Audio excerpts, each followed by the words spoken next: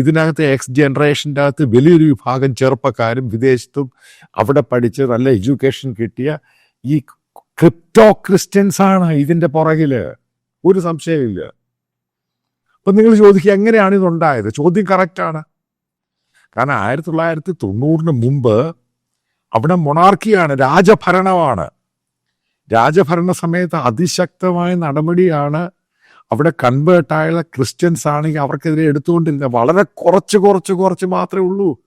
വളരെ ഈ പറയുന്ന 1000 2000 ആ കണക്കിന് മാത്രമേ ഉള്ളൂ അവിടെ ക്രിസ്ത്യൻസ് ഉണ്ടായിരുന്നുള്ളത്, അറിയപ്പെടുന്ന പേരുൾപ്പെടെയുള്ളവർ.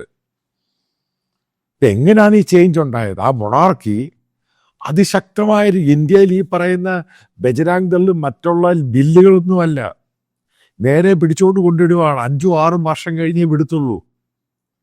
കാരണം രാജഭരണം അങ്ങനെയാണെന്ന് അറിയാം നിങ്ങൾക്ക്, ആ രീതിയിലാണ് അതിൽ ട്രീറ്റ് ചെയ്തത്.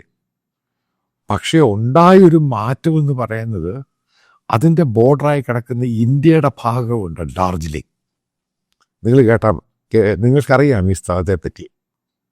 പശ്ചിമ ബംഗാൾ, അതിൻ്റെ നോർത്ത് പാർട്ട് ഓഫ് ബംഗാൾ, സിലിഗുഡിയിൽ നിന്ന് ഏകദേശം 80ഓളം കിലോമീറ്റർ പോകുമ്പോൾ ഡാർജിലിംഗ് ആണ്, ഹിൽ സ്റ്റേഷനാണ്. അതിമനോഹരമായ സ്ഥലമാണ് ഡാർജിലിംഗ്. നേപ്പാളി കമ്മ്യൂണിറ്റിയാണ് അവിടെ മുഴുവനും. നേപ്പാളിൽ നിന്ന് വന്നവരും. നിങ്ങൾ സിലിഗുഡി നോക്കുവാണെങ്കിലും അതേപോലെ അവിടുന്ന് സിക്കിമിലോട്ട് പോകുക, അവിടെ എല്ലാം നേപ്പാളി കമ്മ്യൂണിറ്റിയാണ്, ഇന്ത്യൻ നേപ്പാളിയാണ്.